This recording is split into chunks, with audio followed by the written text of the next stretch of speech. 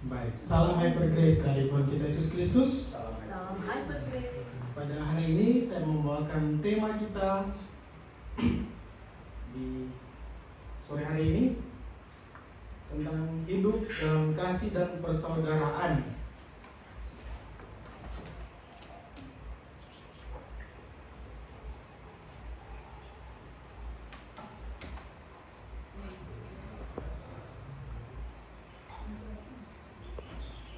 Hidup dalam kasih dan persaudaraan.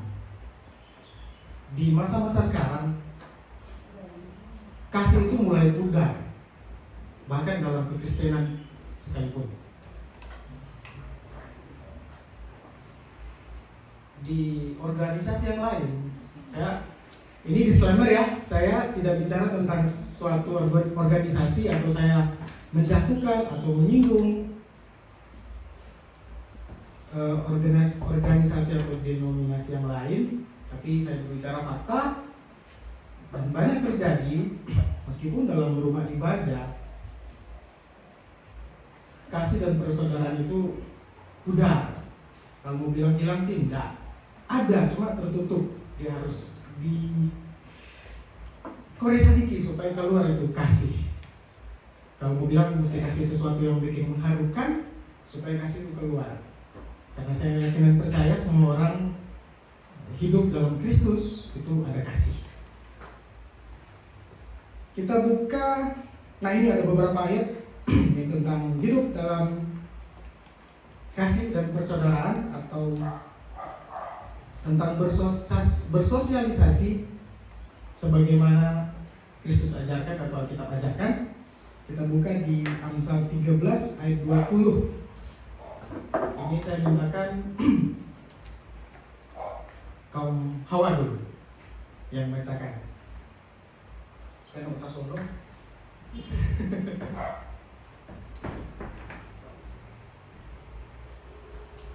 Tiga. Siapa bergaul dengan orang bijak menjadi bijak, tetapi siapa berteman dengan orang bebal menjadi malang. Menjadi malang ya, ini berteman dengan orang bebal bukan dia jadi bebal juga, tapi jadi malang, kasihan. Lanjut Amsal 17 ayat 17.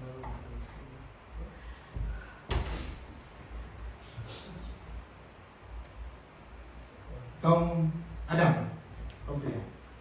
2, 3. Seorang sahabat menanamkan kasih yang waktu dan menjadi saudara dalam kebenaran. Lanjut Roma 12 ayat 10.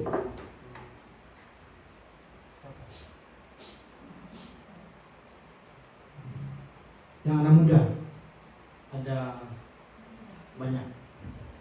Ada Nolfi. Ya, Nolfi salah satu. 2, 3. Hendaklah kamu saling mengasihi sebagai saudara dan saling mendahului dalam hidup. Saling mengasihi sebagai saudara. Jadi di dalam Kristus tidak mengkotak-kotakan ini marga apa, kaum mana, kaum Lewi, kaum apa tadi? Skit, kaum Skit atau kaum Manalu, tidak. Jadi semua dalam kasih persaudaraan itu sama dalam Kristus. Lanjut 1 Yohanes 4 ayat 7.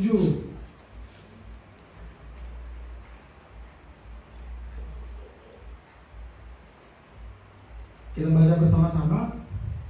3.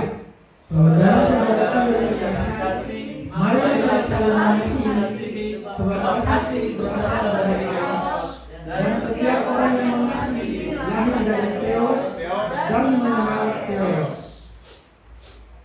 Yang merasa yang punya kasih tetap dia lahir dari Theos, cuman dia kasih yang keluar. Jadi kita percaya semua orang itu memiliki kasih, hanya saja tidak nampak atau tertutup oleh suatu dan lain hal. Ada banyak faktor. Masih ada lagi satu ayat.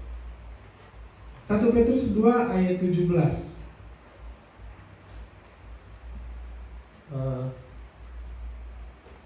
Dibacakan sama-sama coba. 2, 3. Hormatilah semua orang, kasih kasihilah saudara-saudaramu, takutlah akan Theos, hormatilah raja. Sampai di sini yang ada saudara makutoki. Sakit kalau baca ayat ini, melakukan firman Tuhan itu yang gak segampang kelihatan itu. Bahkan agama sebelah pun bilang, kok susah ya jadi orang Kristen. Dapat tampar di kiri, kasih di kanan. Mana ada orang waras bilang begitu. Karena sangat disayangkan ya, di kehidupan sekarang ini, dalam berorganisasi atau dalam suatu kelompok, kita sudah tidak mementingkan lagi kasih. Kita lebih mementingkan ego kita. Saya kasih contoh, pada bulan ini, bulan puasa, ya harusnya itu bulan ibadah bagi mereka. Tapi melakukan hal yang bagi saya itu kurang tepat ya, menggerebek warung makan, melarang atau bahkan sampai merusak warung makan, itu sangat-sangat jauh dari kata kasih. Nah, kita sebagai duta Kristus, kita mengajarkan kasih sesama manusia mulai dari dalam organisasi kita. Jadi meskipun orang ada kasih, tapi kalau ada kasih keluar ya percuma juga. Jadi baiklah kita saling menegur, saling sapa, berlomba-lomba memberi hormat, jangan peduli siapapun dia, karena ini yang diajarkan juga. Jadi menurut Alkitab, bersosialisasi harus dilakukan dengan saling mengasihi, menghargai, dan hidup damai. Alkitab juga mengajarkan untuk tidak menghakimi orang lain. Itu bukan ranahnya kita. Jadi sekali lagi saya disilam ini, saya tidak menghakimi sebelah atau di sini atau di sana, tidak. Saya hanya membacakan saja tema saya. Sampai pastor bilang tadi, kita sudah lupa terakhir, orang-orang yang dipilih. Apa kita pastor bilang terakhir? Di kepala.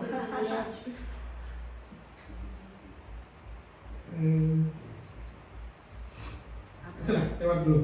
Kita buka di Kolose 3 ayat 12.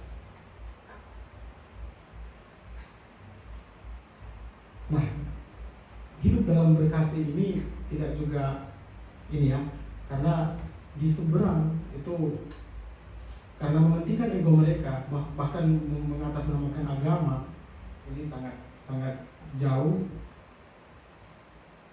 Dan saya berharap semoga di Torang tidak terjadi hal yang demikian.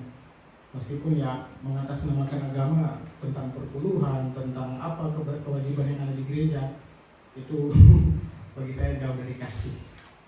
Menyalahgunakan kasih, bukan jauh.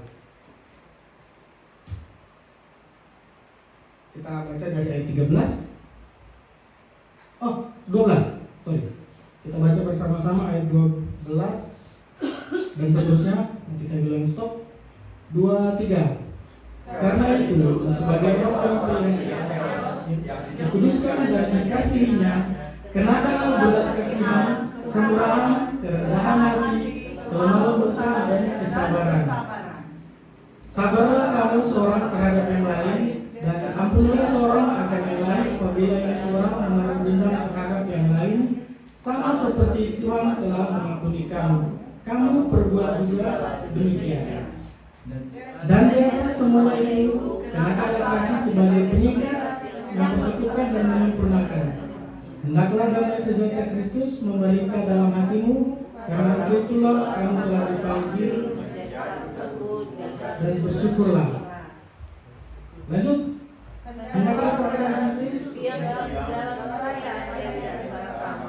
sehingga kamu dengan segala hikmat mengajar dan menegur seorang akan yang lain, dan sambil menyanyi asma dan puji-pujian dan nyanyian rohani, kamu mengucap syukur kepada Theos di dalam hatimu. Stop. Jadi inilah kita saling sharing, mengajarkan kasih tentang kebenaran firman Tuhan. Kita sharing di sini. Tidak perlu malu-malu, tidak perlu tertutup. Kita terbuka. Apa yang kita tidak tahu, apa yang Kita nih tahu, Pak Erik bisa kasih tahu apa yang kita tahu, kita bisa kasih tahu ke Pak Nolfi. Jadi kita saling melengkapi satu sama lain.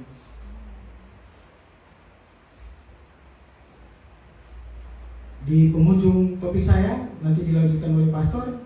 Saya ada satu video yang sudah saya kirimkan kepada di WA laptop, silakan dibuka di WA-nya pastor.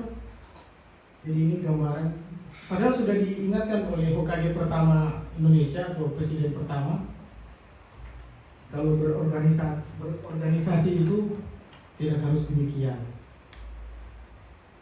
Kalau sebangsa dan setanah air, kalau jadi Hindu jangan jadi orang India, kalau jadi Islam jangan jadi orang Arab, kalau jadi Kristen jangan jadi orang Yahudi.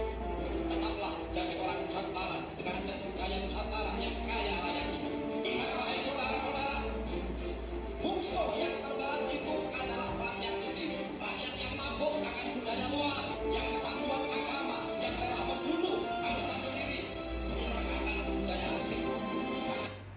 Sekian. Jadi ini terus lihat banyak di Twitter dan di sosial media. Ya, siapa juga yang mau menyangkal tuh sebanyak beredar. Jadi kenakanlah kasih karunia supaya hal ini tidak terjadi. Kalau orang hidup dalam Kristus, saya yakin orang jauh dari hal ini. Dari tadi masih berpikir apa tadi pastor bilang terakhir, kita ada bersambung sesuatu masuk lupa. Habis ini Pak Pastor. Oh ya, saya serahkan ke pastor, nanti kita ingat-ingat, kalau tidak ingat kita ambil lagi. Terima kasih. Maaf, saya doakan pastor yang menjawab. Ya, ternyata jurus Pilatus ini perlu. Cuci kaki. Ya, cuci tangan, cuci kaki, Cuci otak. sedikit mereka peti bobo. Ya, ini inti atau temanya adalah kasih persaudaraan. Ibrani 13 ayat 1. Ya, kita baca 2-3. Peliharalah kasih persaudaraan. Ya, pelihara itu, jaga baik-baik itu. Karena kasih persaudaraan ini begitu penting ya. Kita terikat dalam kasih persaudaraan. Ya. Makanya Yesus bilang kalau saudaramu berbuat salah dosa terhadapmu, berapa kali harus diampuni? 70 kali 7. Ya, itu mengampuni sesama saudara. Ya. Nah, yang paling banyak salah di sini Ivan. Karena Tuhan suruh mengampuni, jadi memang dia itu mendapat kasih karunia yang berlimpah-limpah.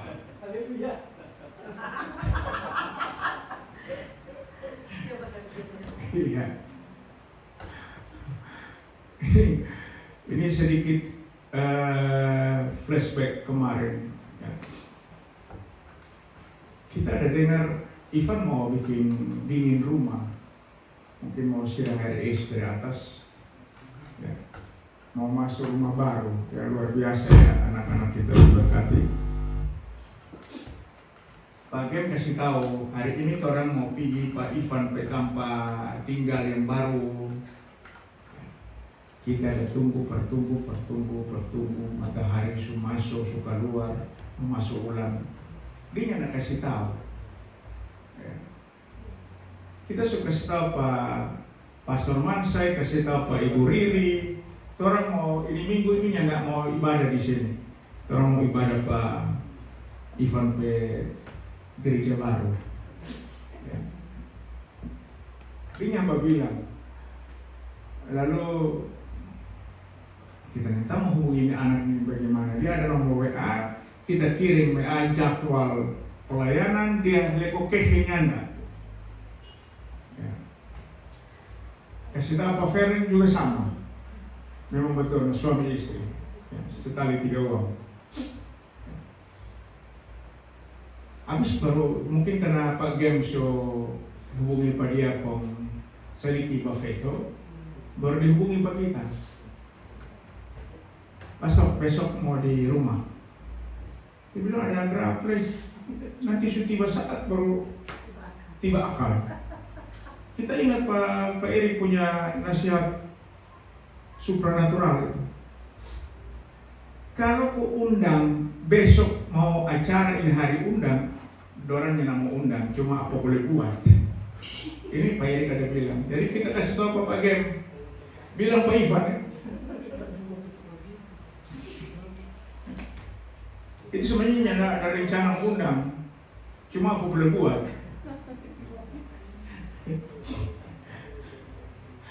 Ya. Dan ternyata dia punya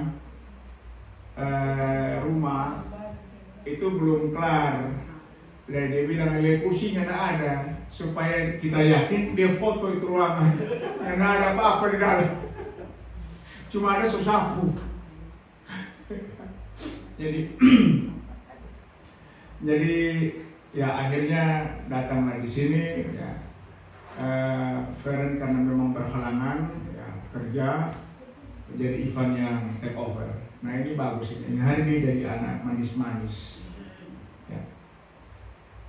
Ya luar biasa, mari kita jaga kasih persaudaraannya. Ini kasih persaudaraan ini sekarang sudah sangat langka ya. Kakak adik saja baku teto ya. Habis baku veto, baku teto. Jadi kita memang ini pentingnya ya, peliharalah kasih persaudaraan. Berarti kita terus menerus ya.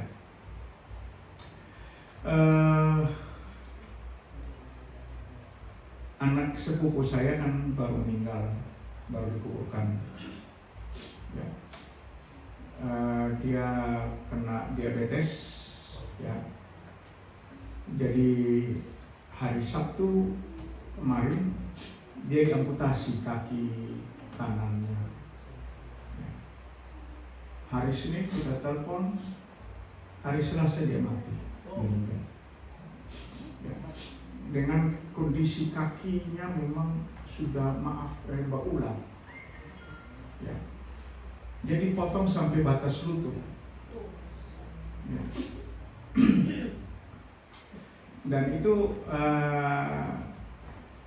papa, kita punya papa dengan dia punya mama kakak adik kandung. Kong rumah baku sabla, baku tempel tembok ya. Jadi orang dua masa kecil bersama-sama ya. Dia juga nyanyinya bagus, suaranya mantap ya. Lalu ya biasa kalau orang Tionghoa ini seringkali susah dimengerti ya. Jadi dia menikah dengan tante saya, kita petanta, mama pe adik kandung. Jadi beda umurnya ya, kira-kira dari sini ke Karsa jadi umur jauh sekali ya, beda 20-an tahun atau mungkin 30 tahun ya. Nah tante saya masih ada, masih sehat-sehat ya. Dan sebelum dia menghembuskan nafas terakhir, saya masih sempat video call ya, bercerita, bikin senang ya. Dan memang dia orangnya ceria ya. Cuma karena sakit tersebut itu memang siapa mau suka amputasi ya. Nah, kita masih sempat berdoa. Hari Jumat kita berdoa, hari Senin Selasa dia meninggal ya. Makanya kita sudah bilang Pak Brahman, saya kalau orang sakit gampang kita berdoa. Itu sama dengan doa serahkan ya, karena pengalaman begitu. Orang sakit kita berdoa, habis berdoa mati.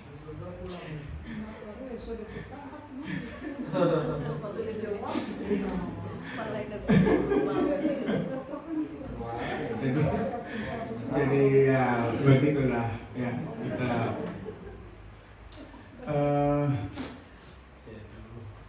saya sudah kasih tahu berapa tahun yang lalu waktu telepon ke Kupang. Ya. Dia beli kok itu obat daun insulin. Ternyata orangnya nyanda cari. Ya, mungkin anggap enteng atau memang susah sekali di sana. Nah nanti terakhir semua mati, dong cari dapat itu daun insulin. Daun insulin pi di rote, DP pasien pi di Kupang, semua mati.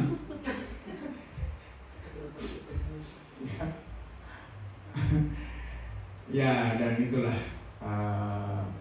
waktunya Tuhan memang sudah selesai ya. Jadi ya apapun yang manusia boleh merencanakan segala sesuatu, tapi keputusan dalam tangan Tuhan Yesus ya. Kemudian ada satu kabar yang